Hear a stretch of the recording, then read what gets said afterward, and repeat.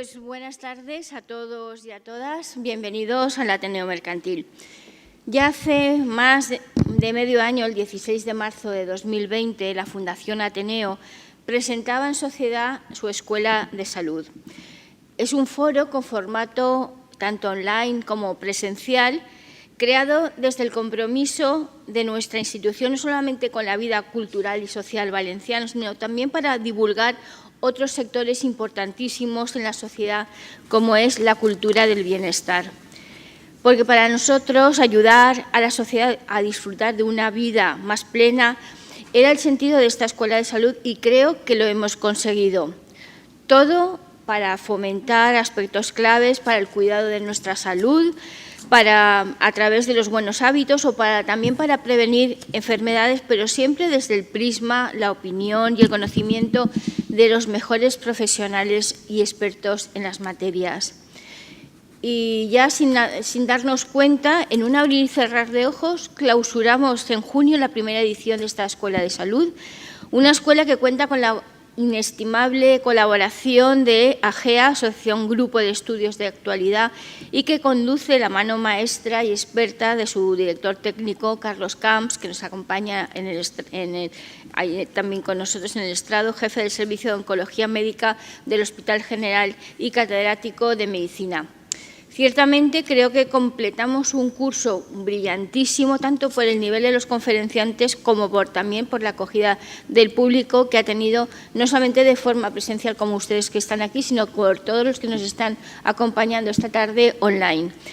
Y la Escuela de Salud contó entonces con los mejores especialistas, como en estos momentos nos tenemos siempre desde la experiencia y el conocimiento. Y con esa máxima y ese espíritu inauguramos hoy la primera de las 20 conferencias que vamos a impartir sobre temas de actualidad y que marcarán este nuevo curso.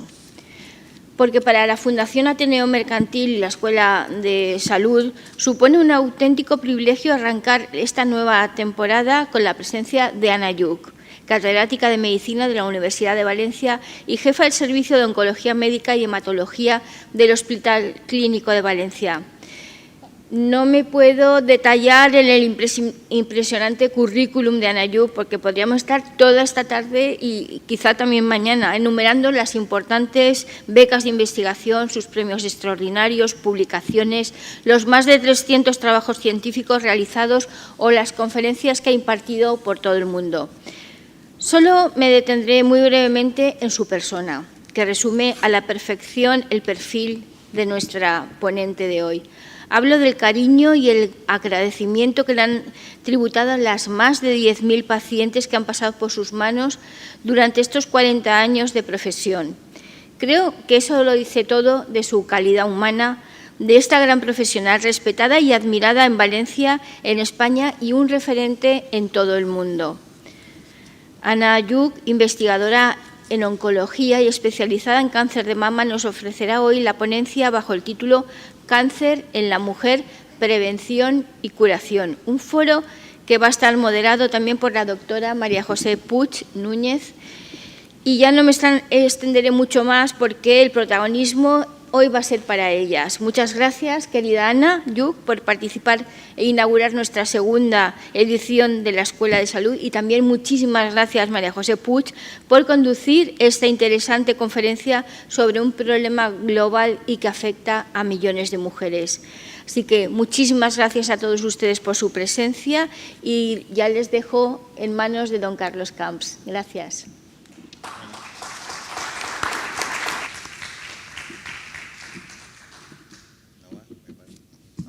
Bueno, buenas tardes. Muchísimas gracias, señora presidenta del Ateneo, Carmen.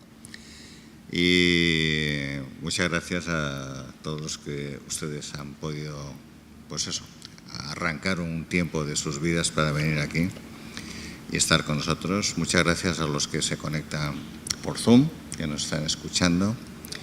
Y como decía la presidenta del Ateneo, pues sí, efectivamente esto nacimos hace un año. La idea era conseguir, pues pensamos, hay un foro en Valencia, sí, hay foros, sí, pero hay un foro en Valencia que recoja lo que es la esencia del valencianismo, de la vida social y mercantil, como se así denomina el Ateneo, mejor que el Ateneo. ¿Por qué no intentar conseguir un aula, un área de intercambio, de divulgación, donde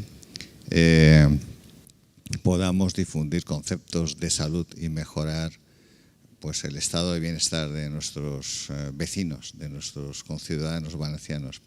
Y además hacerlo de la mano de los mejores, pero de los mejores de Valencia, de la Comunidad Valenciana, ¿no? Porque tenemos grandes profesionales en la Comunidad Valenciana y están muy bien reconocidos, pero claro, en sus foros, ¿no? En sus foros científicos y en la Comunidad Valenciana, en la vida social de la comunidad, ¿por qué no hacerlo? Y también entendimos que había un beneficio no solamente a la sociedad civil de la comunidad a través del Ateneo, sino que además era pues, un pequeño reconocimiento a las personas que han dedicado su vida a esta profesión sanitaria en sus diferentes vertientes, no solo médicos, para cuidarnos. Bien, y este es nuestro compromiso, el traer siempre a los mejores y también que traten temas interesantes que tengan impacto en la salud nuestra, en nuestra salud. Bien. Y bueno, pues esta tarde es una tarde muy especial porque quisimos empezar el nuevo curso con un personaje pues número 1, la doctora Lluch es un número 1. No voy a glosar su vida porque para eso está la moderadora de la reunión, que es la doctora Puig Núñez, que es una excelente experta, especialista en ginecología oncológica, que es la responsable de esta área en el Aeronauta Vilanova, que es una mujer, como ven, muy joven, muy brillante, y que el futuro de nuestra sociedad se basa en gente como ella. Y bueno, pues la doctora Lluch y yo, sobre todo yo, pues estamos ya en otras fases de la vida donde podemos aportar quizás experiencias. Yo no voy a glosar a la doctora Lluch, pero no puedo evitar hacer algunos comentarios, porque es que fuimos residentes juntos, ¿eh, Ana?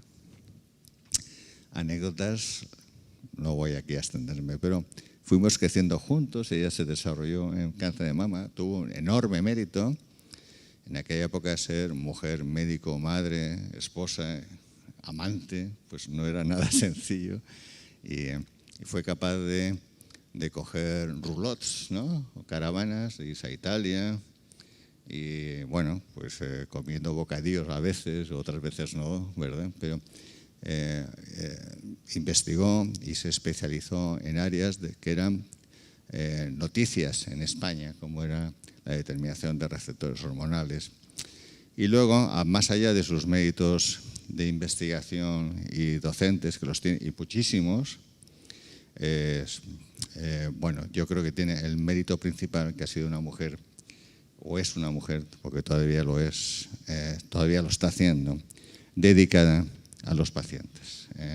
No creo que exista ninguna enferma que haya conocido a la doctora Lluch que no hable bien de ella, que no hable bien de ella, que no esté enamorada de sus virtudes humanísticas como persona, como médico, como cuidadora, porque la profesión médica es una profesión del cuidado, más allá de la curación. Bueno, no me extiendo más, excepto que para mí es un orgullo, un placer tener a mi amiga, a mi compañera de tantos años, la doctora Lluch, con nosotros esta tarde. Realmente es un honor que estés aquí con nosotros en el Ateneo y bueno, pues le doy la palabra a la doctora Puig. Muchas gracias.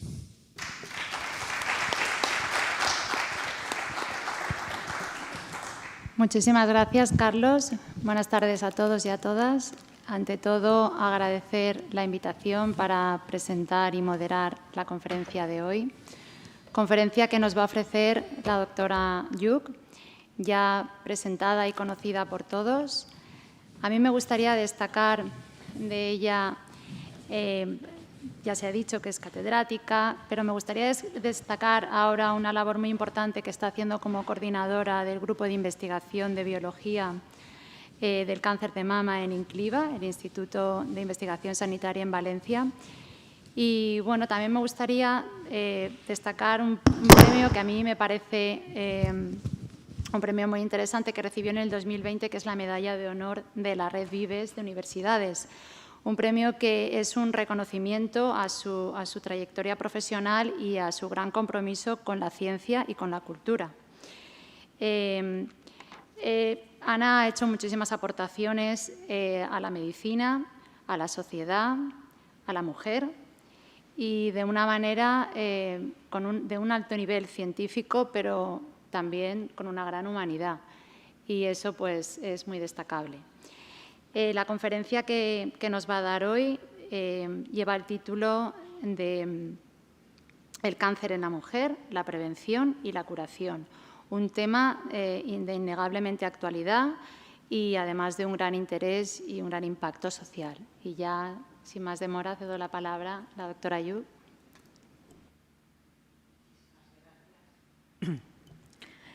Carlos, por tus cariñosas palabras, y a María José, por supuesto, y a Carmen. Doy las gracias a todas ellas. Todo eso que han dicho no es fruto de otra cosa que de la edad, es decir, de un gran tiempo para poder hacer muchas cosas, y cualquiera cuando llega a una edad determinada pues tiene muchas cosas en su haber, en su trayectoria. Pero bueno, a mí lo único que me interesa, ya lo sabéis, son las pacientes, es el progreso de la ciencia y de la medicina, en mi caso de la oncología, y creo que he tenido la gran suerte de vivir unos años de grandes avances, de grandes progresos en lo que es, más diría yo todavía, en lo que es el diagnóstico de los cánceres, que incluso del propio tratamiento. Para hacer un buen tratamiento se precisa, y hoy más que nunca, un buen diagnóstico. Esto la doctora Puig también lo sabe muy bien, porque los tumores ginecológicos, el gran diagnóstico se hace quirúrgicamente en la mayoría de ellos, y es la gran ayuda. Y trabajar en equipo multidisciplinar. Esto no es cuestión de una persona, no es cuestión de un tratamiento que apliquemos, sino que es cuestión de un equipo que trabajamos conjuntamente para intentar mejorar la vida de las personas, y en nuestro caso la vida de pacientes. Y yo, que me dedico, como sabéis, a cáncer de mama y algo de cáncer ginecológico, pues lo que es la salud de las mujeres es algo que nos preocupa, que nos estimula para seguir estudiando e investigando, para poder tener cada vez más medios para prolongar la supervivencia de nuestras pacientes. Y bueno, voy a empezar. Yo mi charla, aunque se titula Cáncer en la mujer, aquí tenemos una gran ginecóloga que nos va, cualquier pregunta que tengáis, cualquier duda sobre cáncer ginecológico, ella es la gran experta que nos va a poder contestar. Yo voy a centrar como modelo el cáncer de mama, porque para mí es un modelo que, sabiendo una patología y como es el cáncer de mama, que tiene múltiples facetas, podemos saber cualquier patología, más o menos, pero los avances que han habido en los cánceres ginecológicos. Y voy a empezar, porque no quisiera hacerme muy prolongada esta charla, aunque siempre se me prolonga más de lo que quiero. Pero vamos a centrarnos en cáncer de mama, en lo que es el diagnóstico precoz y la prevención, los tratamientos locales, los tratamientos generales o sistémicos, y lo más importante que hoy tenemos, que son las terapias dirigidas a dianas moleculares. Empezaré por decir un concepto básico, que el cáncer no es una enfermedad, sino un conjunto de enfermedades muy diversas. La palabra cáncer abarca más de 200 enfermedades distintas, dependiendo del órgano y del tipo de células que las originan. Prácticamente todas las células de nuestro organismo pueden convertirse en células tumorales, no vienen de fuera, son nuestras propias células que pierden el control y crecen y crecen. A eso se le llama una célula tumoral y dar lugar a los cánceres con propiedades muy dispares. A estos conceptos hay que añadir un nuevo criterio diferenciador que está basado en el patrón de mutaciones. El otro día la doctora Yunte, en una conferencia aquí también, Eloísa, habló muy bien de lo que eran las mutaciones, por tanto, me imagino que todos lo sabemos. En nuestro DNA, en nuestros mensajes genéticos, existen unas cadenas donde están formadas por diversos, llamamos aminoácidos, solo que se trasloque algún aminoácido de cómo está establecido, eso se llama una mutación. Y hoy es importantísimo, como luego verán, cómo las mutaciones nos llevan a esos diagnósticos para después aplicar tratamientos dirigidos, no tratamientos para todos igual, sino para cada tipo de tumor las mutaciones que pueda tener. Por tanto, las enfermedades neoplásicas son enfermedades de nuestros genes y se deben en su mayor parte a esas mutaciones. Se llaman somáticas o heredadas. Somáticas es que son nuestras propias y ocurren en nuestros genes durante nuestra vida. Se alteran o se pueden alterar durante nuestra vida. Solo el 5% de los tumores se deben a mutaciones heredadas. Por eso el gran miedo de las madres de que sus hijas lo puedan heredar, de que sus hijas o sus hermanas puedan tener lo mismo. Os tengo que decir ya que solo el 5% de los cánceres son heredados.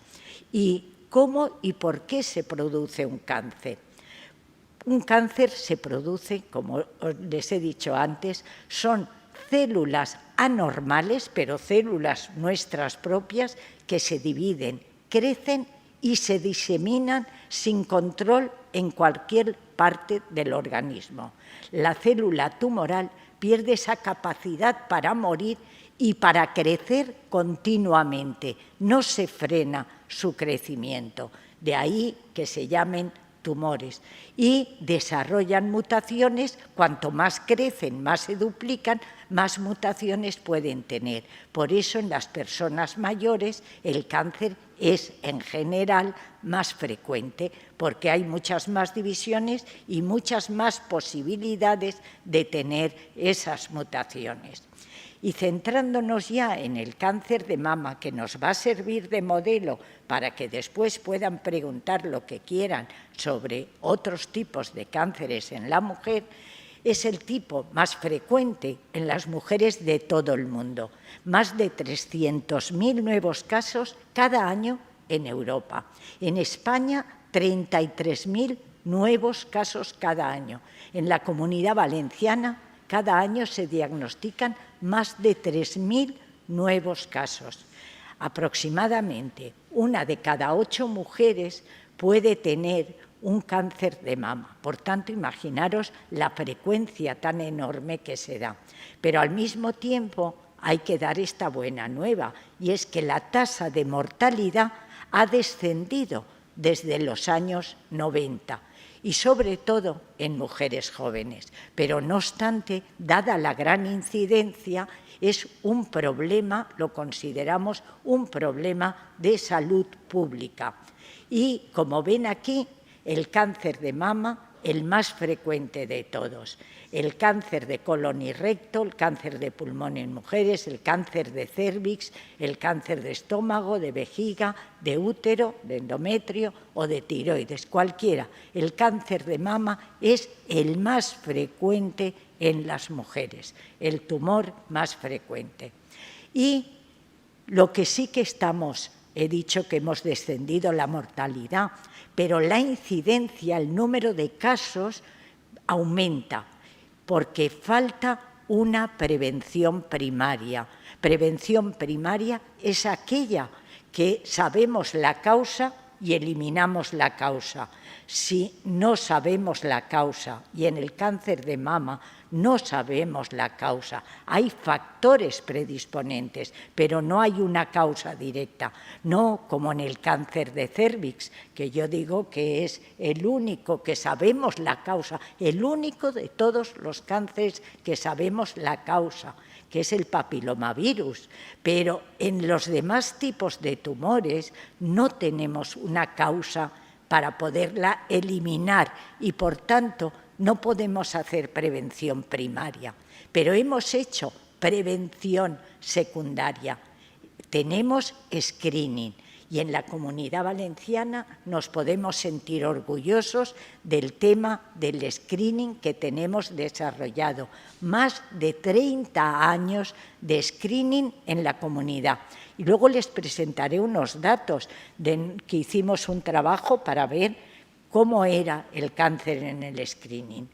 Y, por otra parte, aparte de que lo diagnosticamos precozmente mediante el screening o mediante el cribado, que es cuando nos llaman a las mujeres a partir de los 50 años, a partir de los 45 años, en la comunidad, cada 2 años, hacernos una mamografía. Muchas mujeres dicen, pero si no me noto nada, si no tengo nada en la mama, precisamente por eso. Eso es el screening, cuando todavía no hay nódulo, no hay bulto y se diagnostica.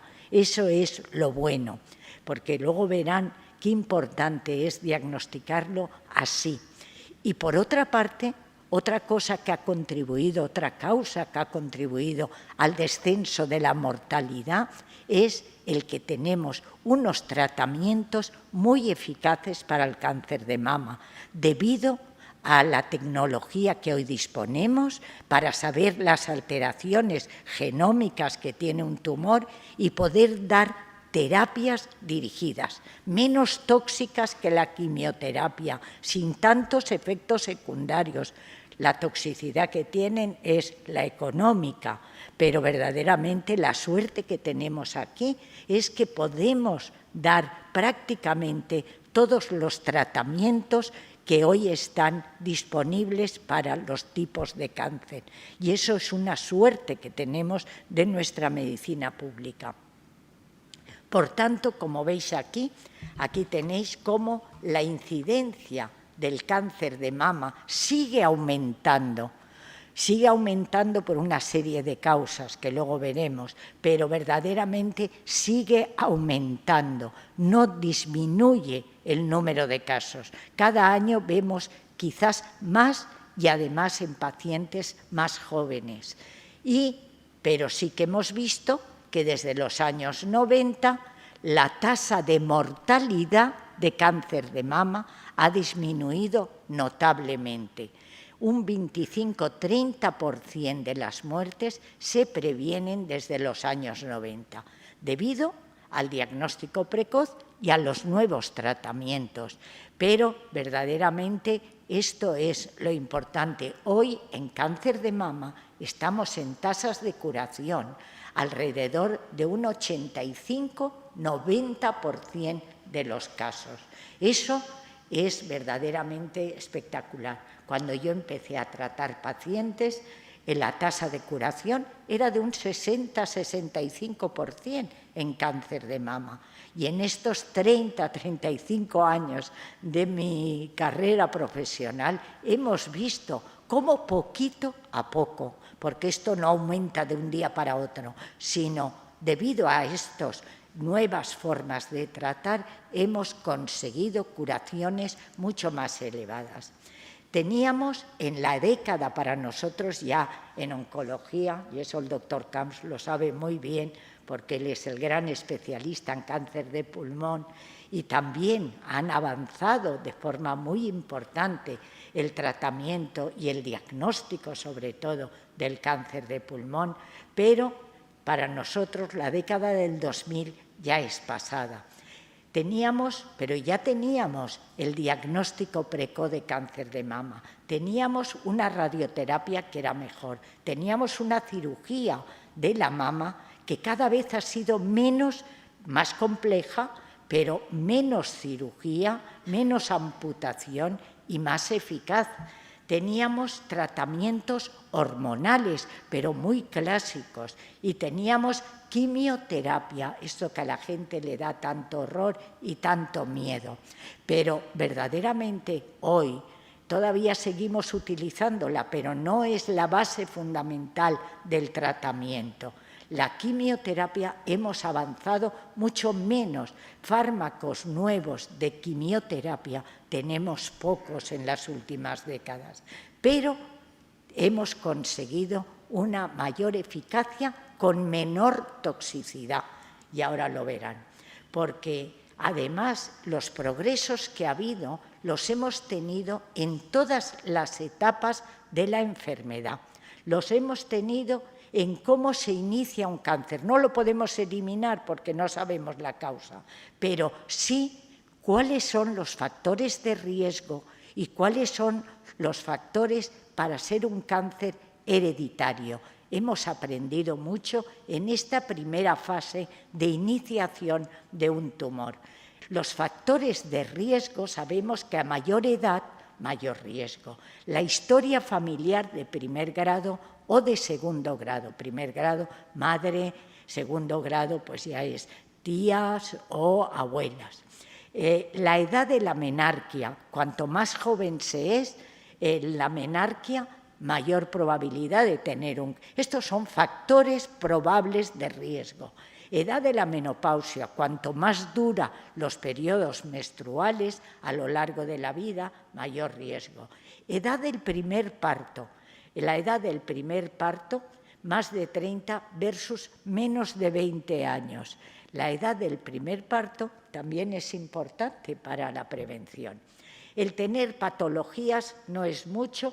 Terapia hormonal sustitutiva, la famosa terapia hormonal, se ha hablado muchísimo de ella, pero alto, cuando hace falta, y esto lo saben sus ginecólogos muy bien y sus ginecólogas, cuándo debe llevar terapia hormonal sustitutiva. No es el demonio que se hizo pensar que era la terapia hormonal sustitutiva para cáncer de mama.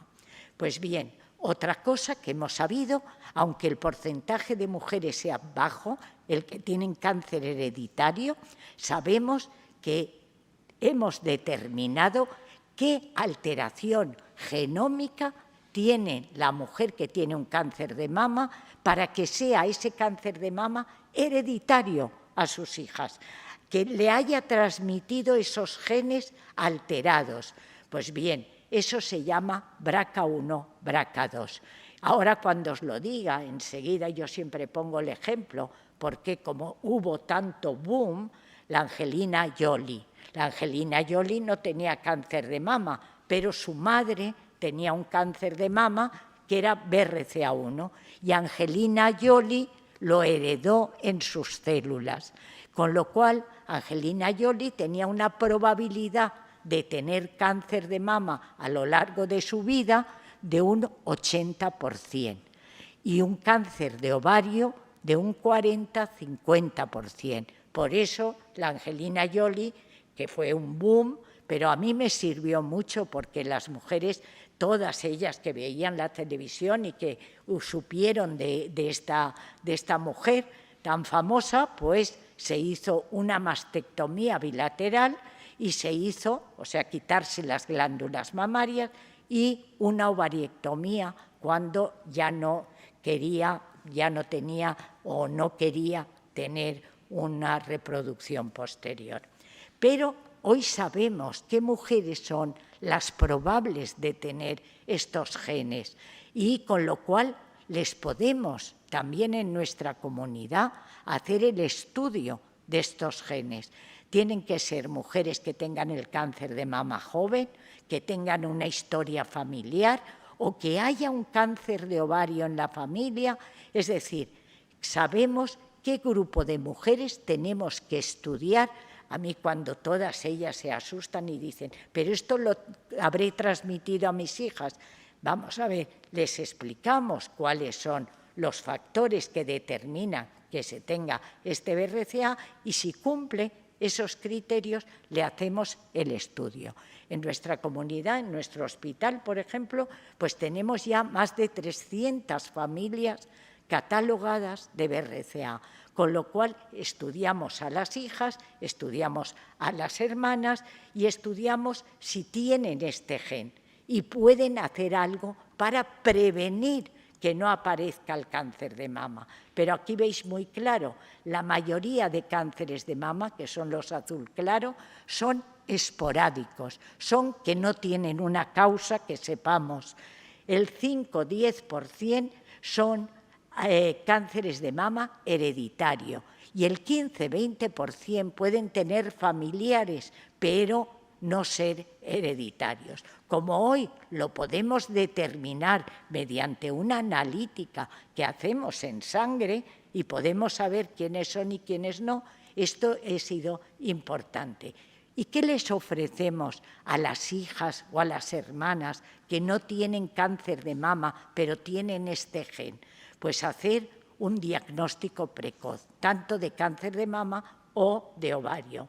Les ofrecemos también la cirugía profiláctica, es decir, la mastectomía, de quitar las glándulas mamarias, o cuando ya no estén o no quieran tener más hijos, hacer cirugía ovárica, o sea, laparoscopia y quitar los ovarios, ¿vale?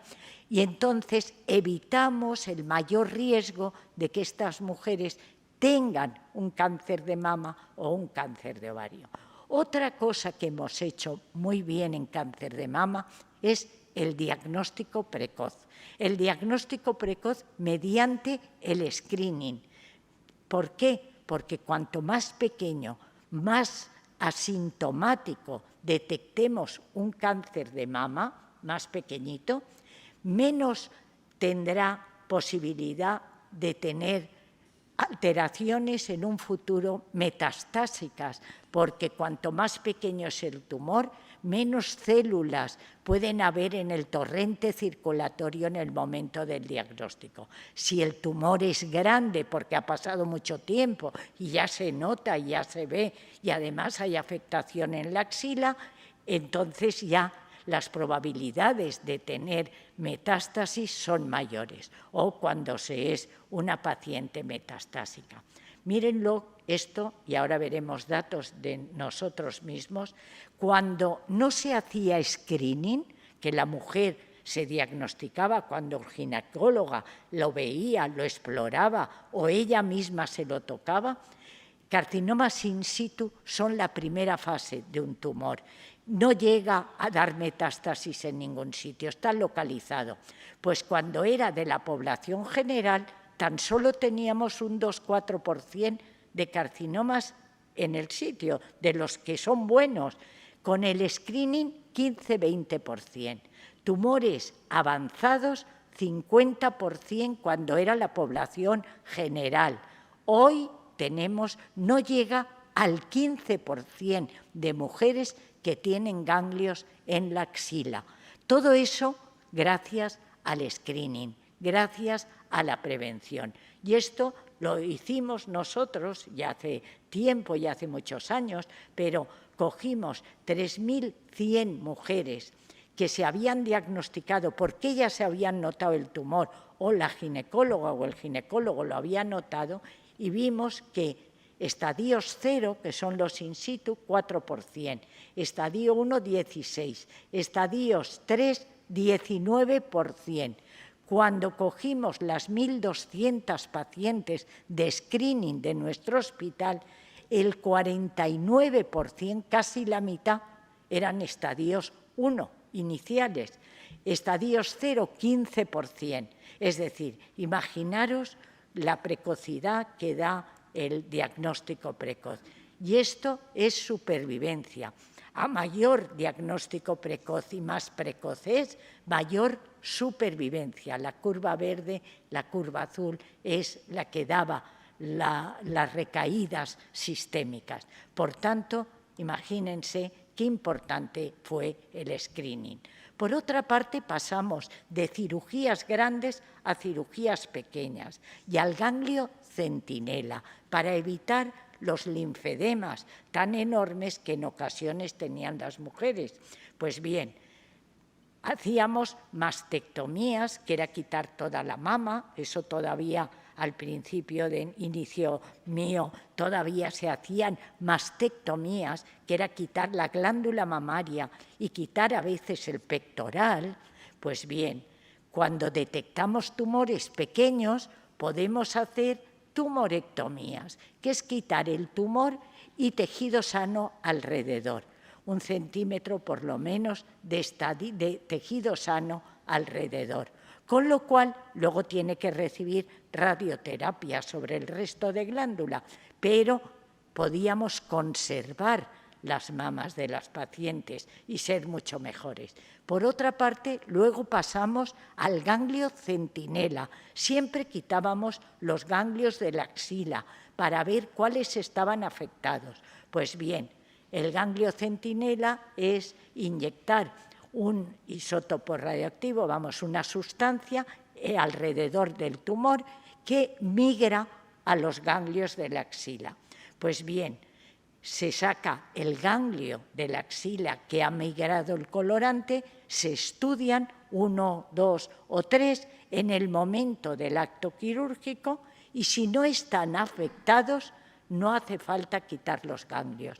Y hoy hay más del 60% de mujeres que no hace falta hacer la linfadenectomía axilar y por tanto se evita mucho la radioterapia y se evita el linfedema de la axila.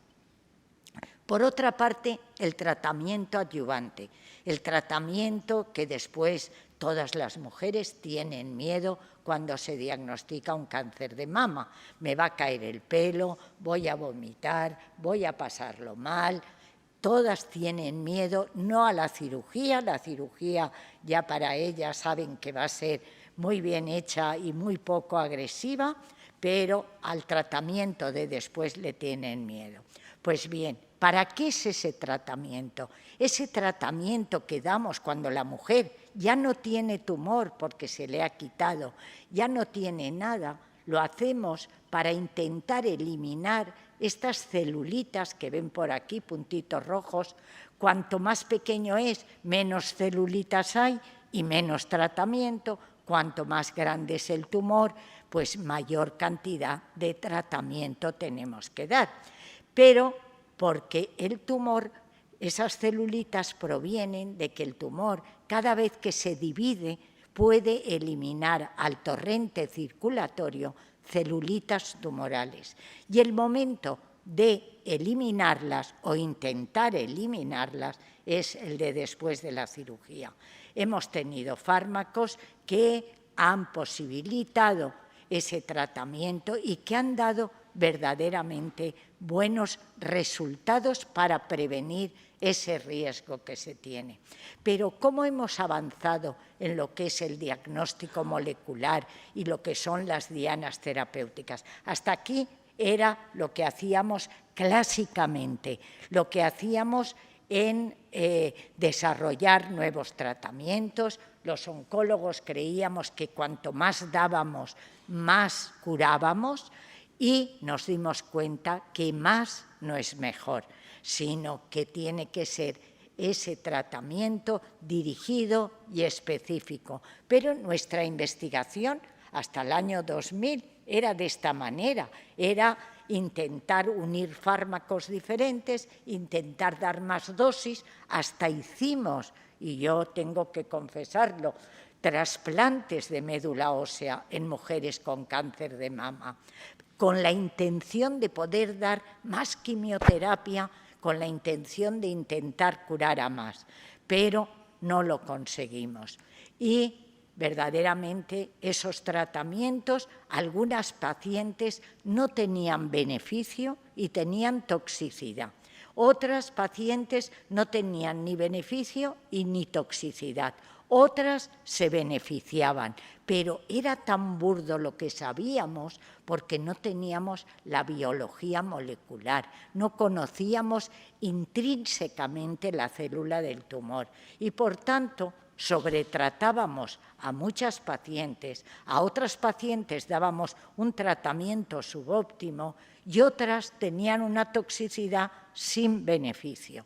Pero gracias a la investigación y a la investigación básica y a la investigación translacional hemos conseguido progresar y no dar para todas lo mismo o intentar matar a la célula, porque solo con que quedara una célula era suficiente para reproducirse. Por tanto, era necesario conocer la biología de las células. Tuvimos que empezar a estudiar la célula normal y estudiar la célula tumoral para poder conocer estos mecanismos. No lo conocíamos con exactitud. Nuestra forma de tratar era matar, eliminar a la célula tumoral. Nos dimos cuenta que esa no era una forma inteligente de tratar a los tumores, porque lo que teníamos que hacer era dirigir dianas específicas a ese tumor. Pues bien, todo eso ha sido posible gracias a todos estos instrumentos que hoy tenemos en la investigación.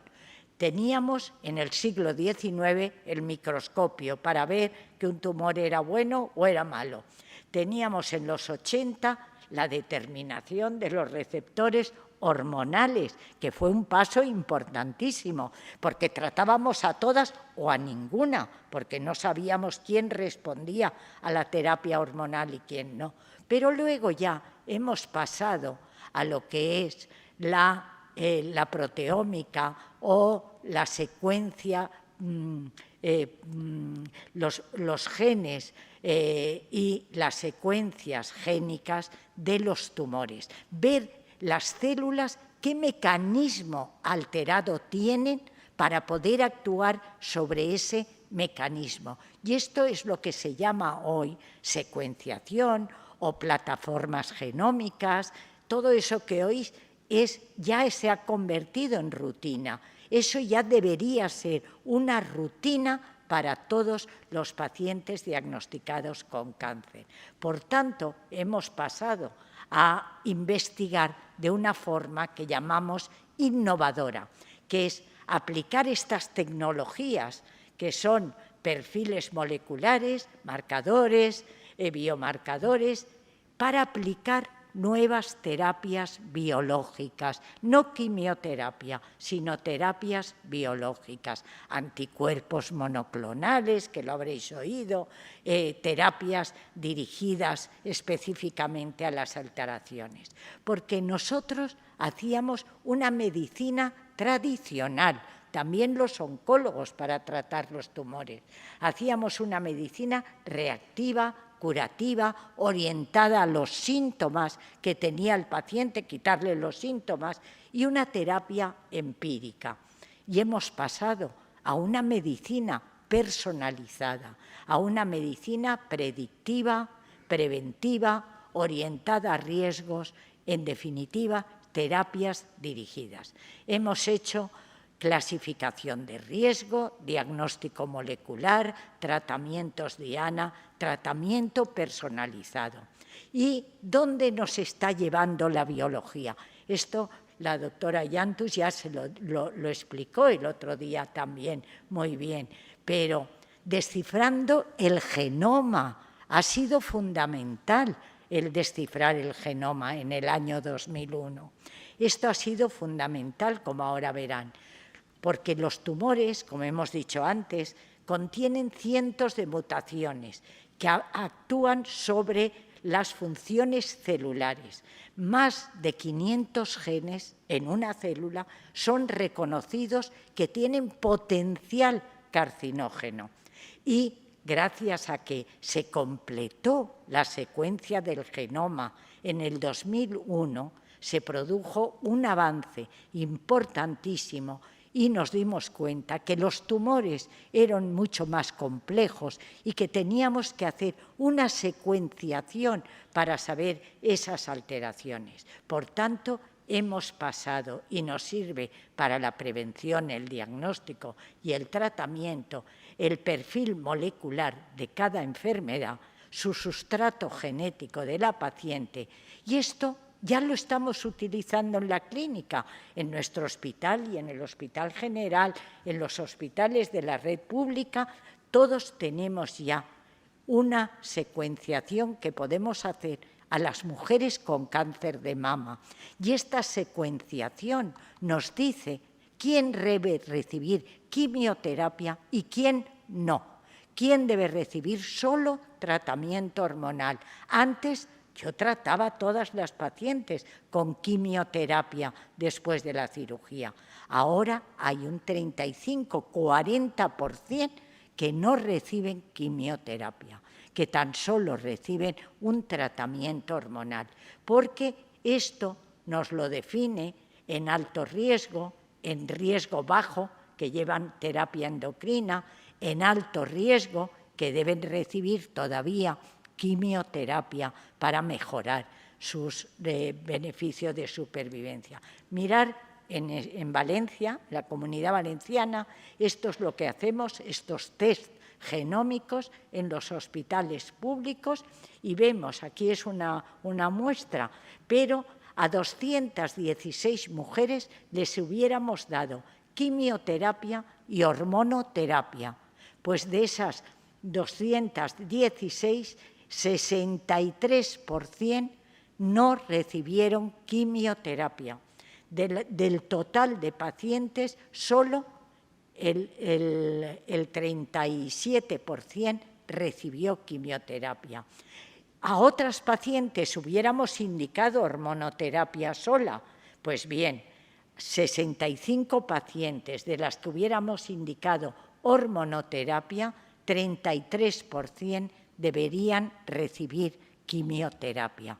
Estos test genómicos que hoy tenemos son caros, pero hemos conseguido que nos lo pague la Consellería.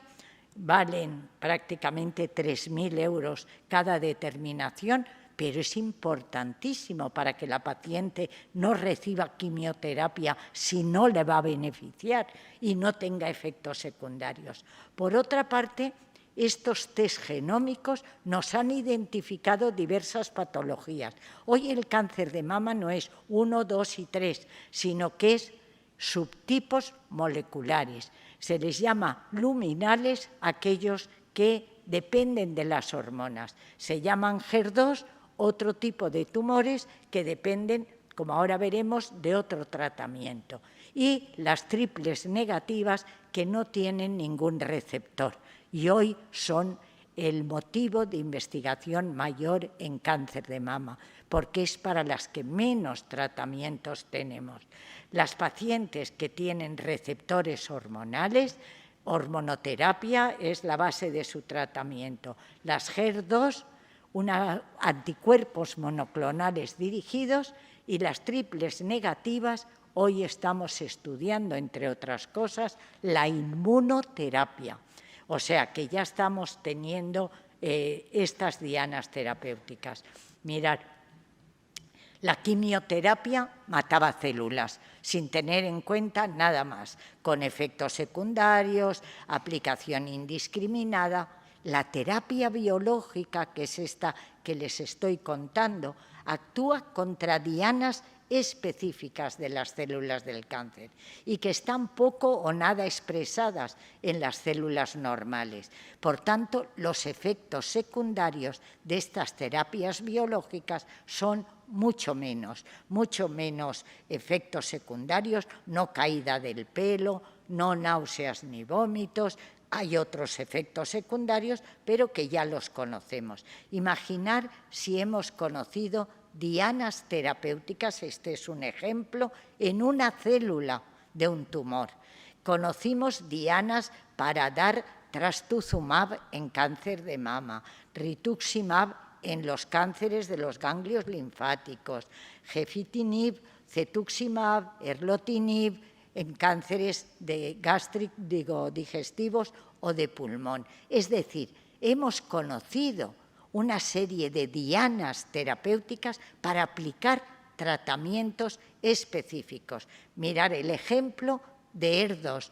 Conociendo ER2, ER2 son unos receptores que están en la superficie de la célula. Aquí lo ven en un ejemplo. Aquí tenemos los receptores en una célula que puede tener hasta 2 millones de receptores, una célula tumoral, que la llamamos ER2, estos receptores. Pues lo importante es saber que existen para poderlos bloquear. Si existen, hoy los podemos bloquear con anticuerpos monoclonales, es decir, con unos anticuerpos, con unas proteínas que se unen al receptor y bloquean ese receptor. Y hace que los tumores ER2, cuando yo empecé, eran tumores horrorosos. Yo veía a una paciente y veía que era ER2 y decía, Dios mío, solo tengo quimioterapia y sé que va a ir muy mal con la quimioterapia. En el año 2005 fue cuando tuvimos los primeros resultados. Se trató a 15.000 mujeres en la Comunidad Valenciana, participamos todos los hospitales y la mitad de las mujeres recibían esta proteína para bloquear el receptor y la otra mitad no. Pues imaginaros, redujo el riesgo de recaída, de tener metástasis, en un 50% y el riesgo de muerte en un 33%. Imaginaros esto lo que supuso. Yo ahora, todas las pacientes que entran por la puerta, quisiera que fueran ER2, porque sé que voy a tener un tratamiento dirigido para ellas. Imaginaros, ahora ya no estamos con un anticuerpo solo, tenemos dos. Y estos dos anticuerpos juntos hemos conseguido en mujeres que damos el tratamiento antes de la cirugía, que en el momento de la cirugía no tengan tumor, en un 60% de los casos. Imaginaros qué suerte poderle decir a una mujer, te voy a tratar, pero a lo mejor, y ellas siempre dicen, pero es preciso operarme, por supuesto, hoy por hoy todavía es preciso operarse, aunque cuando operemos veamos que ya no existe el tumor. Y por tanto, esto lo hemos conseguido sabiendo estos tratamientos, Diana, y gracias a la biología. Hoy, antes solo teníamos un tratamiento hormonal que era el tamoxifeno, o otro tratamiento que se llamaban inhibidores de aromatasa. Pero en estos 3 últimos años hemos conseguido un tratamiento hormonal, oral, que se da a las pacientes y frena el que el ciclo celular, la célula, se duplique y se multiplique. Y hemos conseguido, mirad, esto es lo que conseguía tamoxifeno, la línea negra. Esta línea rosa es lo que hemos conseguido con estos inhibidores de ciclinas que hoy tenemos. Gracias a estos inhibidores, a una mujer le podemos decir que puede mantener una enfermedad avanzada más de 2 años sin progresar. Importantísimo. Y por último ya, la inmunoterapia, porque para los triples negativos hemos avanzado poco. Estamos investigando todos los grupos de investigación para este grupo de mujeres, pero la inmunoterapia, como para otros tipos de tumores, cáncer de pulmón, cáncer de vejiga, melanoma, pues en cáncer de mama, para este subtipo que no teníamos nada, hemos conseguido que la inmunoterapia, capaz de que nuestro sistema inmune no es capaz de rechazar los tumores, y durante la última década se ha conseguido una mejor comprensión a nivel molecular de cómo se regula nuestro sistema inmune, lo que está permitiendo diseñar nuevos tratamientos. Nuestro organismo es capaz de activar una respuesta inmune para defendernos de una infección, los glóbulos blancos, pero al mismo tiempo ha desarrollado mecanismos que para esa respuesta desaparezca la respuesta inmune. Bloquea nuestro organismo mismo el que haya una respuesta inmune frente al tumor. Pues bien, las células tumorales que desarrollan estas mutaciones puede hacer que parezcan extrañas al sistema inmunitario, y las células T pueden reconocer, atacar y matar a estas células que son reconocidas como extrañas, y las células tumorales pueden evadir el ataque expresando otros receptores, y eso es lo que bloquea la terapia inmune. Y esto fue gracias a estos dos investigadores que recibieron el Premio Nobel de Medicina en el 2018, porque la inmunoterapia ha sido uno de los avances de los últimos años importantísimo, y sobre todo en cáncer de pulmón. Yo creo que en cáncer de pulmón sobrevidas tan largas no veíamos hasta que se está utilizando la inmunoterapia. Esta inmunoterapia, diversos fármacos que ya estamos utilizando en nuestras pacientes triples negativas y que son muy eficaces. Ya estas diapositivas últimas, antes hacíamos un diagnóstico clásico, lo hacían los patólogos, inmunohistoquimia, FIS. Hoy, tratamiento citotóxico hacíamos no específico, quimioterapia para matar a las células. Hoy, diagnóstico molecular, perfil genético y tratamientos dianas que han mejorado la efectividad de los agentes citotóxicos. Por eso, en el siglo XX teníamos quimio, radio, cirugía. En el siglo XXI tenemos diagnóstico molecular, terapia dirigida y terapia específica para cada paciente. A cada paciente, a cada grupo de paciente con unas alteraciones, daremos un tipo de tratamiento diferente. Para nada todos igual. Hasta que no hacemos los estudios, por eso he empezado diciendo que el diagnóstico es lo más importante. Si no hacemos un buen diagnóstico, no podemos hacer un buen tratamiento.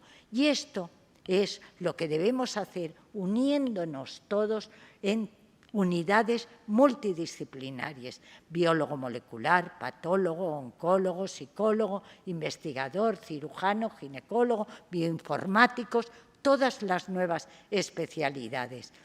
Y la era de tratar el cáncer de mama igual para todos ha finalizado. La comprensión de estas bases moleculares del cáncer ha permitido identificar las nuevas dianas, nuevos enfoques, biomarcadores, y el reto actual de la oncología es individualizar el tratamiento para cada paciente y para cada tumor.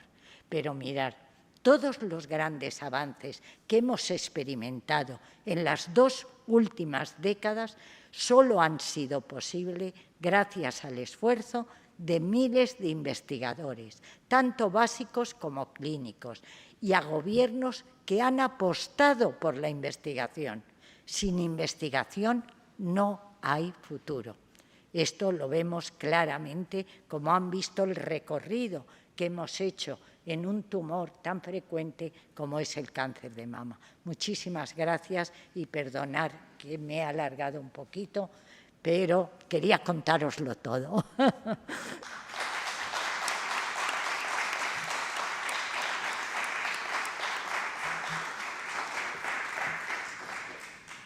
A mí me gustaría destacar que ese campo de la mama en el que se ha avanzado tanto en los diferentes aspectos que has expuesto ha sido como un patrón y como algo que ha sido pionero para el resto de los cánceres.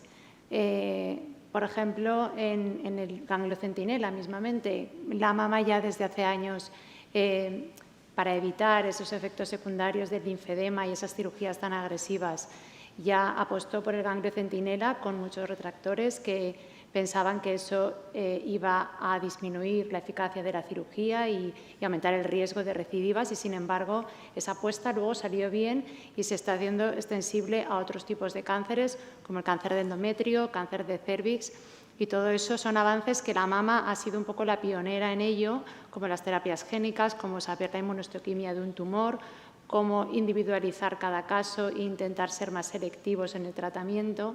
Y un poco como que el resto de los cánceres se está siguiendo esta línea de investigación y está avanzando también mucho, y eso también es importante destacar.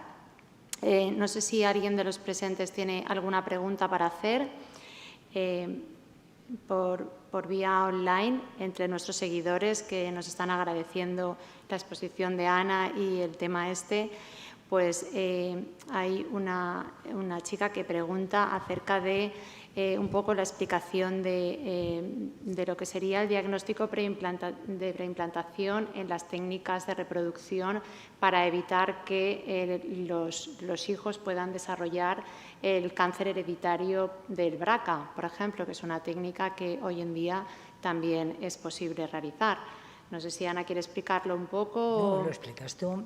Bueno, pues es una técnica de fecundación, de reproducción asistida, en la que pues, se toma el ovocito y el esperma y se crea un embrión, y lo que se trata es de ser selectivos en conseguir un embrión que no tenga esta mutación, y así de esta manera que los padres puedan tener un hijo que no posea esta mutación. Bueno, pues esta es una opción que se puede realizar hoy en día. Pues bueno, es un avance más. Ya se realizaba en otras enfermedades hereditarias bueno, pues que permitían que los padres pudieran tener un hijo que no padeciera esta enfermedad, y hoy en día pues también se puede conseguir. Poco a poco se está avanzando también en todo esto, aunque es un proceso lento, pero sí que pienso que para esta oyente que nos ha escrito, sí que es un camino que está avanzando y que se puede también conseguir. Creo que por aquí también teníamos...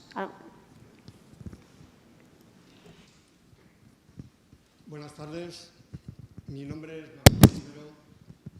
Soy simplemente observador independiente y me sorprende muy lamentablemente que, como le dije a un señor que estaba en la última fila, que en esta conferencia nunca aparecería la palabra acidificación.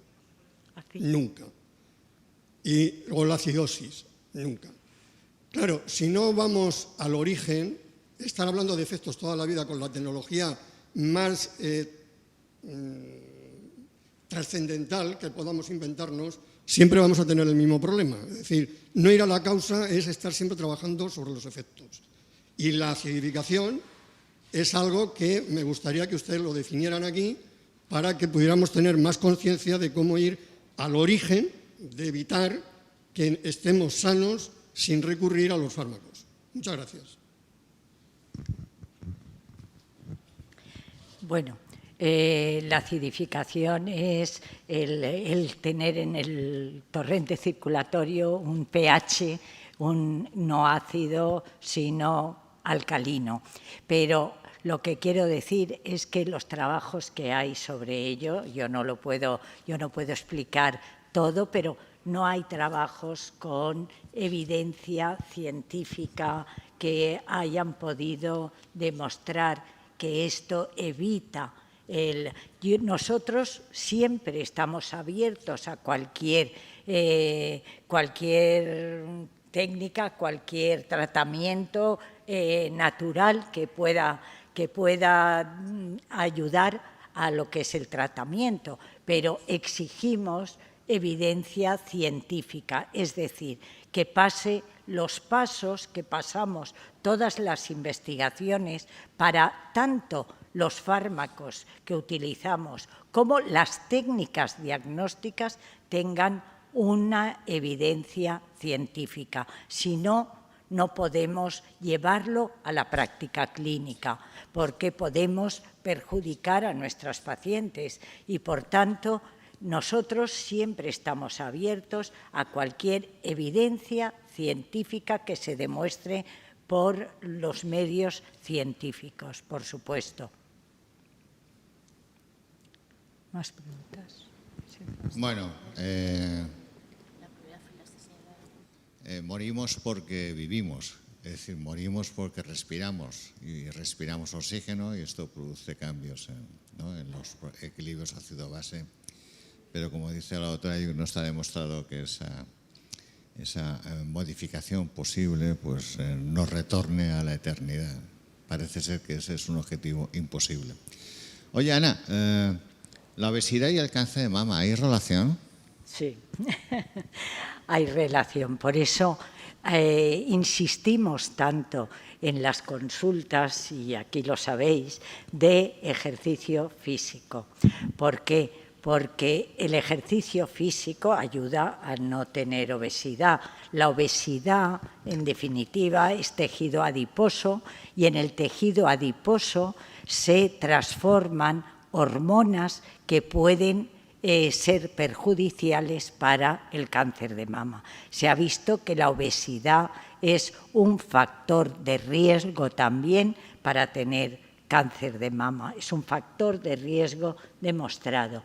Y sobre todo queremos que las mujeres que ya se han diagnosticado que realicen ejercicio físico, que mantengan su imagen, que si pueden perder peso, mucho mejor, porque se ha visto, y en trabajo científico, que el ejercicio físico da un beneficio a las mujeres con cáncer de mama en prevenir recaídas igual casi que el tratamiento adyuvante que damos después de cirugía. De ahí la gran importancia del ejercicio físico y mantener el peso de una mujer. Eso lo estamos siempre y a veces nosotros lo que hacemos es mandar a pacientes obesas para que les ayude con dietas equilibradas el endocrino. ¿Y lo del número de hijos? El número de hijos, bueno, se ha dicho que el número de hijos, a mayor número de hijos, mayor prevención de cáncer de mama. En definitiva, es no tener periodos menstruales de estímulo ovárico. Por eso el tener hijos deja a la mujer en periodos de no estrogénicos mucho tiempo. Es igual que las mujeres solteras, el prototipo de un cáncer de mama para tenerlo era pues una monja obesa, porque era que no tenía hijos y además tenía obesidad. Eran dos factores de riesgo. Hoy el primer embarazo también es un factor de riesgo. A mayor edad del primer embarazo, mayor posibilidad, es un factor de riesgo también. Y por tanto, pues bueno, esto es, y la mujer hoy, como nos hemos incorporado al mundo del trabajo, reservamos la fecundidad, ¿no, María José?, para edades más posteriores. En la primera fila, ¿alguna pregunta? ¿Sí?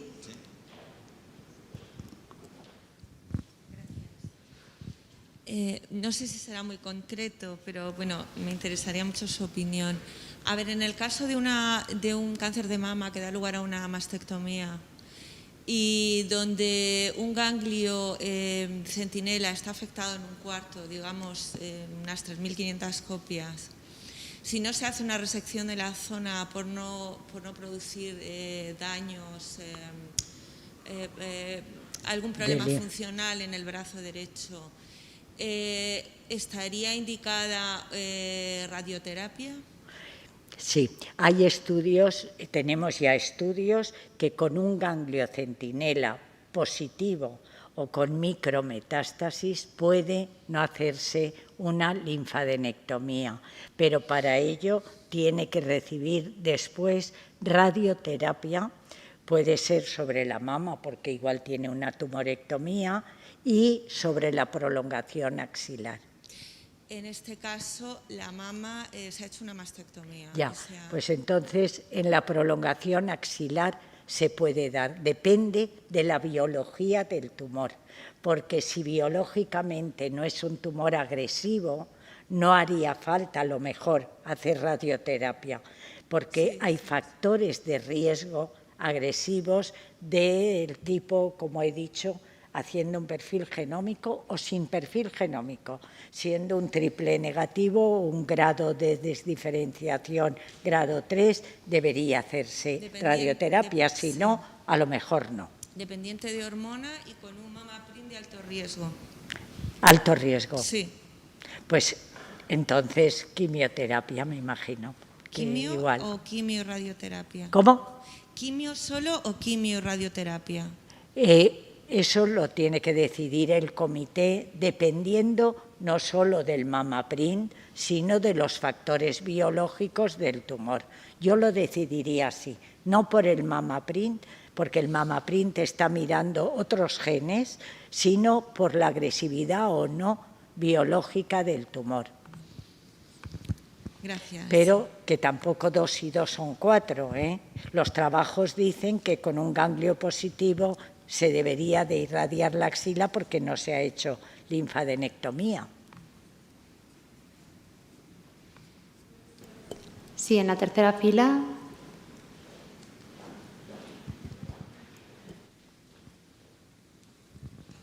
Un millón de gracias por toda la exposición, que ha sido fantástica. No sé si me oye. Muchas gracias. Yo soy muy simple y mi pregunta es sobre una exposición que ha dicho de que en ciertos casos, primero por prevención, pues se dan fármacos o eso, pero al final y que disminuyen, digamos, y desaparece, digamos, el tumor. Entonces, ¿por qué se tiene que hacer al final una operación si ya no existe ese tumor? Es que no he entendido la pregunta. Carlos, Sí. ¿tú lo has oído? Yo he querido entender si los tratamientos son tan eficaces, porque no se hace un tratamiento que hace desaparecer el tumor y no hace falta la cirugía. Sí, esto se está estudiando. Estamos estudiando en ensayos aleatorizados, randomizados, en pacientes que por medios radiológicos y por medios de diversas tecnologías no queda tumor en la mama.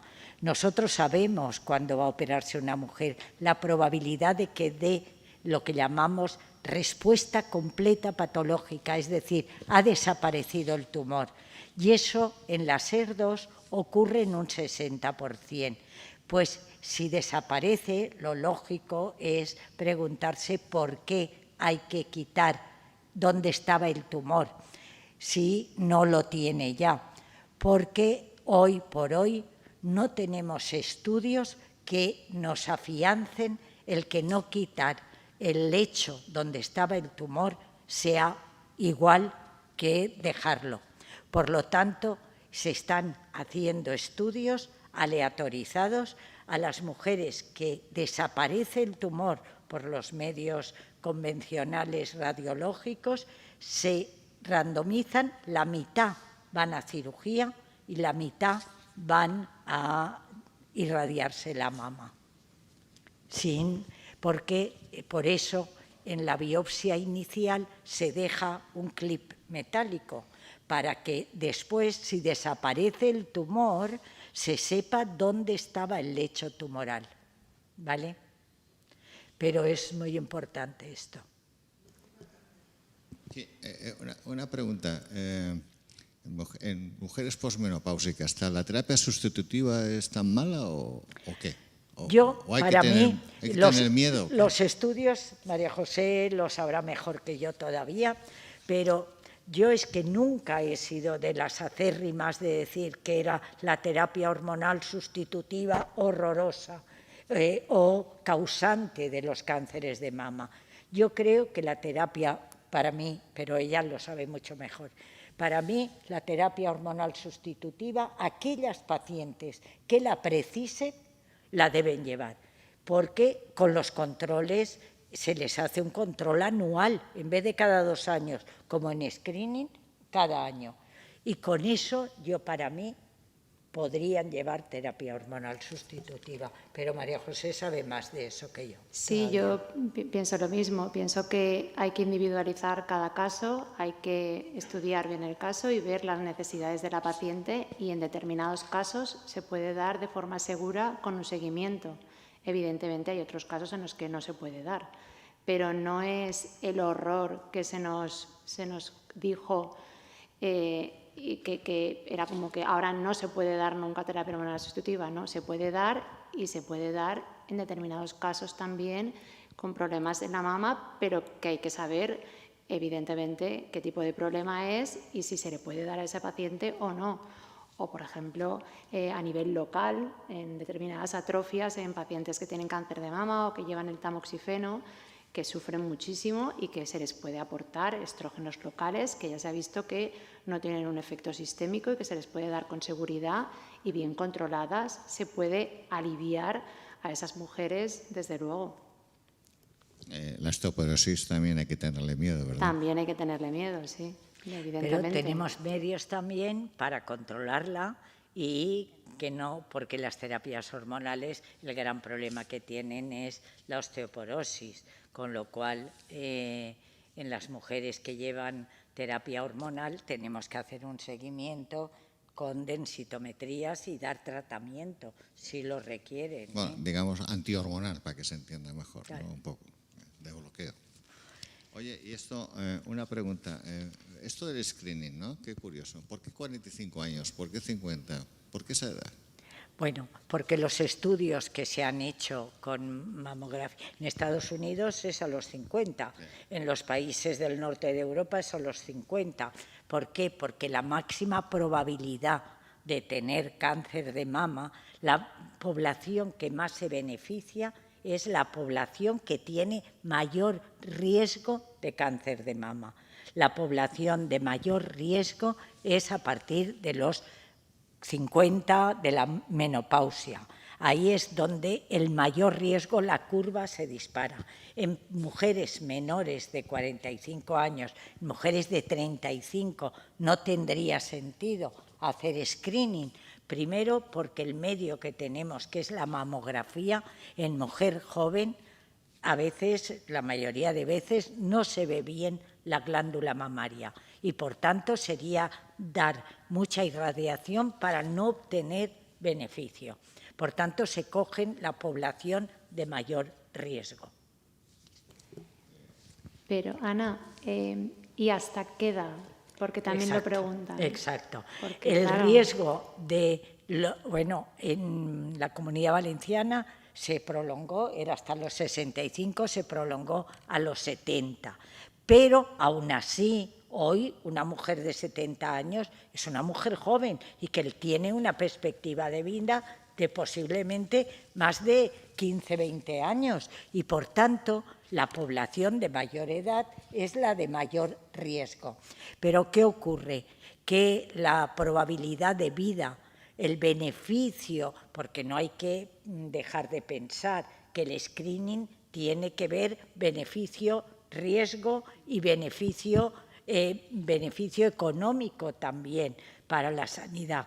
Y, por tanto, pues yo creo que los 70 estaban cogidos de épocas anteriores, donde a los 70 años la probabilidad de vida de una mujer pues era de 5 o 10 años, pero hoy la probabilidad de vida de una mujer de 70 es una probabilidad mucho más. Lucharemos para que se coja a las mujeres de mayor edad. Claro, si todo lo hemos conseguido luchando, ¿eh? Bueno, y eso lo sabe muy bien, que ha sido presidente de una comisión para conseguir fármacos innovadores, muy costosos, pero los hemos conseguido. Todos los que han necesitado nuestras pacientes los hemos conseguido. Y ahí hemos estado, pero Carlos era su presidente durante un tiempo, y yo es que los concedería a todos, yo soy muy blanda, pero la verdad es que hay un beneficio tan importante que no podemos dejar. Yo digo que dejen de hacer otras cosas los políticos, que la política deje de gastar dinero donde no debe y gastar el dinero donde debe. No, es que es la pura realidad. Bueno, en Valencia hacemos algunas cosas mal, pero otras también las hacemos bien. Estamos muy por ejemplo, bien. esto ha comentado la doctora Ayuc, conseguimos a través de esta comisión la igualdad de todos los ciudadanos de la Comunidad Valenciana en el acceso a drogas. Tenemos una señora... ¿Quiere Sí. tu padre decir algo? Espera. Carlos. Buenas tardes. Buenas tardes. Yo quería decir que mientras la mujer esté viva, debíamos de hacernos el diagnóstico. Tengo 81 años y me lo han detectado ahora. Claro. O sea que yo creo que mientras estemos vivas, cada año o cada 2 años debíamos de ir a que nos hagan una mamografía. Muy bien. Eso es así. De hecho, yo a las mujeres mayores de 70 años que todavía no pueden hacerse la mamografía actualmente, lo que les digo es, igual que les digo a mis pacientes a partir de los 10, 15 años, cuando les doy un alta, entre comillas, les digo, el médico de cabecera, el médico de familia, todos tiene obligación de hacerlo, tiene obligación y sabiendo que tiene obligación lo podéis pedir. Es decir, una mujer, aunque no se note nada, a partir de los 70, que ya no la van a llamar, su médico de primaria tiene vía directa con el hospital, con el servicio de radiología, para hacer las mamografías. Y si no quiere, hay que denunciarlo. Es decir, estas cosas no podemos permitir que sea la voluntad de un señor que dice que no quiere hacer el volante para una mamografía. Deben hacerlo.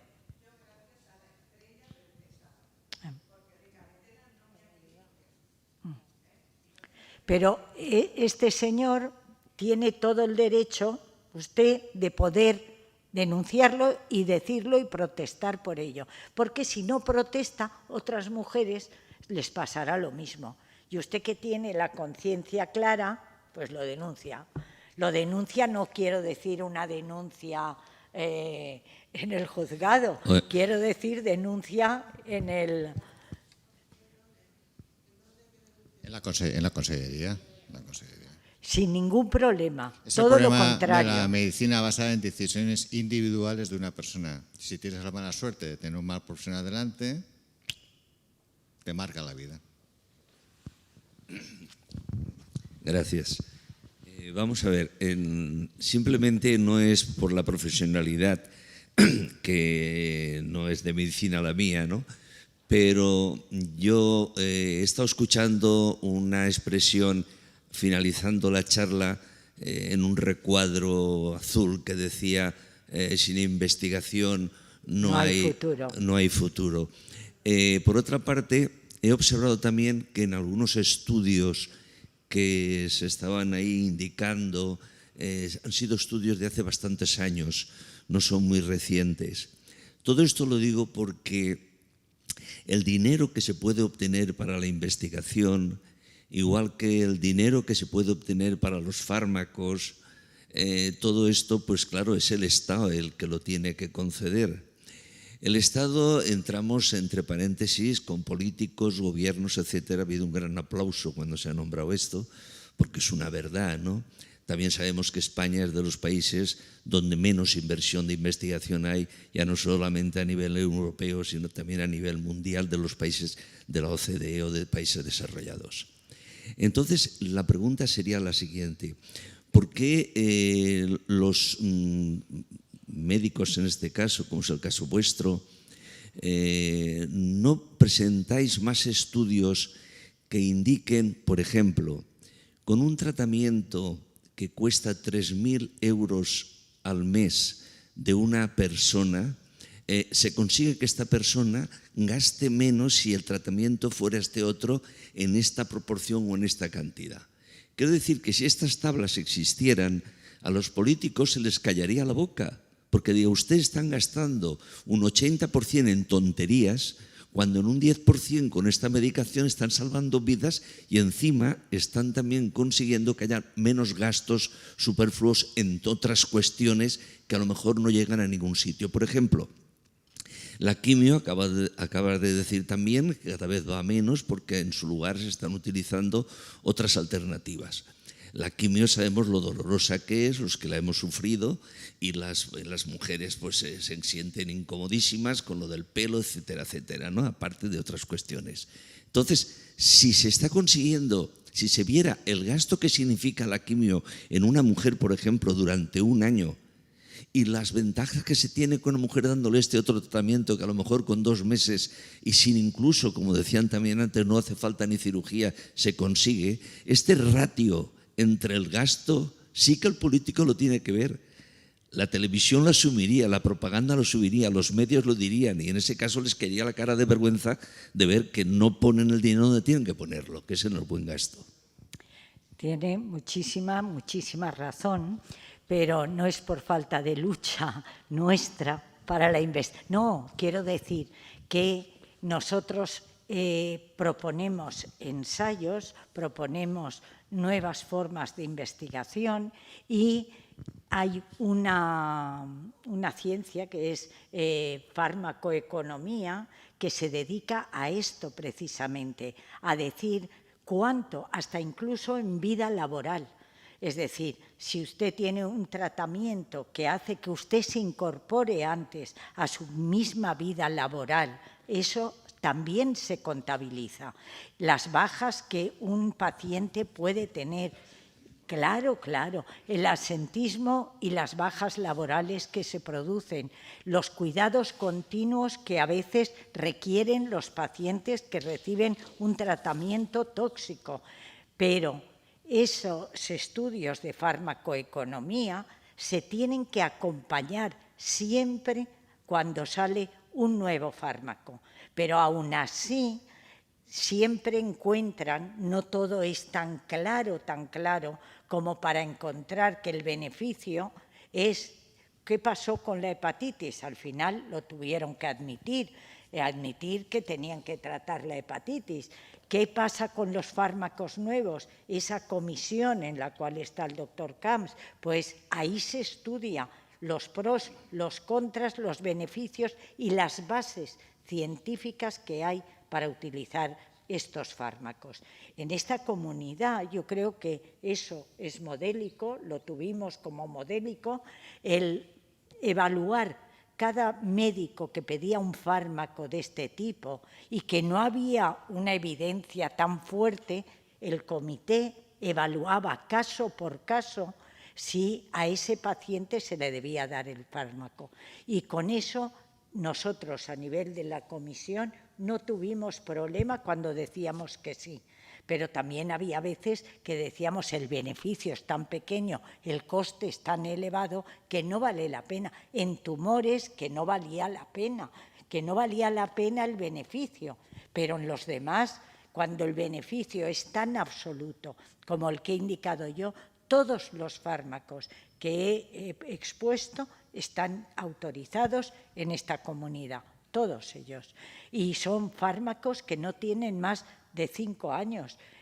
Uno de ellos, el pertuzumab, no tiene. Los inhibidores de ciclina que he dicho que valen un coste y pueden ser para mucho tiempo, valen, no sé si son 3.500 o 4.000 euros el mes de tratamiento y pueden ser muchos meses y años. Y esto cuesta.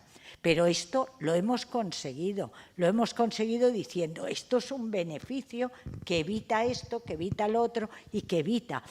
También hicimos para las mujeres de quimioterapia y no quimioterapia, diciendo, usted va a ahorrar en hospital de día, va a ahorrar en enfermería, no se van a tener que ir las pacientes a administrar las perfusiones. Pues bien, eso, como tenían la infraestructura hecha, decía que el coste ahí tenía que disminuir. Pero, no obstante, nos concedieron las plataformas genómicas. Esto ya hace por lo menos 4 o 5 años, o más.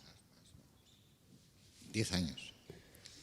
Bueno, yo añadiría lo que has comentado tan acertadamente, que habría que diferenciar lo que es la investigación básica de lo que es la investigación translacional y lo que es la investigación clínica de ensayos clínicos, ¿no? España es el país número 1 en ensayos clínicos en Europa. Solo nos supera a Estados Unidos en número de ensayos clínicos y el número de pacientes que se someten a los ensayos clínicos. Esto es la incorporación de la investigación a la práctica clínica. Donde falla mucho España es en la investigación básica. Ahí sí, porque con la crisis del 2008, España, en vez de crecer en investigación, como hizo Alemania, o hizo Inglaterra, Francia, bajó un 15% de los fondos destinados a investigación. Se perdieron más de 10.000 investigadores, se perdieron más de 20.000 empresas biotecnológicas en este caso, y no se ha recuperado ni se va a recuperar porque no hay un gran esfuerzo en investigación. Entonces, y esto nos hace ser muy dependientes de la tecnología multinacional. No tenemos tecnología española, ¿no? Bueno, no voy a comentar lo de la vacuna del COVID ahora, pero bueno, eso sería otra historia simpática, entre comillas. Muy bien. ¿Más comentarios? ¿Vamos a ir cerrando? Sí, ya tenemos que terminar. Y hay una pregunta. ¿Puedo hacerla? ¿Todavía me dejáis? Sí, por favor. Ana, ¿se trata el cáncer bien en todos los hospitales? ¿Igual de bien? Perdona por la pregunta. Sí, bueno, yo diría que en los hospitales grandes, en los hospitales que tienen tecnología, se tratan igual de bien. El problema es querer tratar un cáncer pensando que es una cosa sencilla, que es fácil, en un hospital pues pequeño, en un hospital que el número de casos no supere el número de 30, 50 casos al año de cáncer de mama. Digo de cáncer de mama, ¿eh? De cáncer de ovario no te digo nada, ella lo sabe muy bien, que solamente deberían haber 2 o 3 centros que trataran cáncer de ovario, porque ahí sí que es fundamental la cirugía, en todo es fundamental.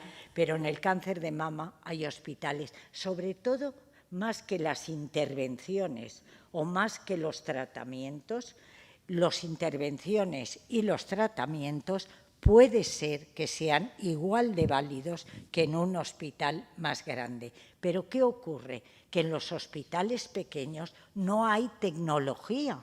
Lo que decía Carlos, no hay infraestructura tecnológica para poder hacer secuenciación, para poder hacer determinaciones complejas.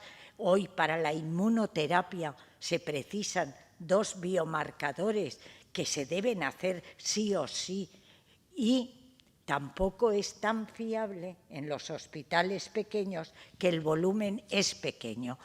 Hay que repetirlo siempre. Ya estamos acostumbrados todos a que cuando viene una paciente de otro hospital, lo primero que pedimos es la muestra tumoral, porque sobre la muestra tumoral tenemos que hacer cantidades de estudios que no se pueden hacer en todos los hospitales, porque no deben hacerse, deben centralizarse en los hospitales tecnología y personas. Ahí han visto que ponía que en el equipo debe haber biólogos moleculares, bioestadísticos. Eso no puede haberlo.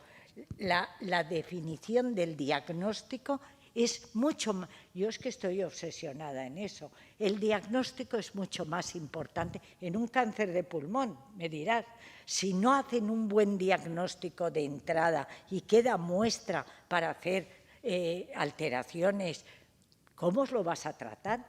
Lo tendría que tratar como hace 20 años o como hace 10.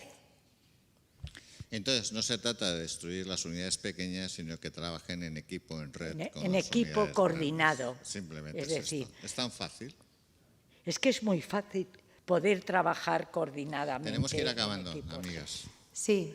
Bueno, pues nos vamos a despedir ya, no sin antes agradecer a Gea y a Atenea por estas charlas que tratan de llevar la cultura a la sociedad desde un punto de vista multidisciplinar.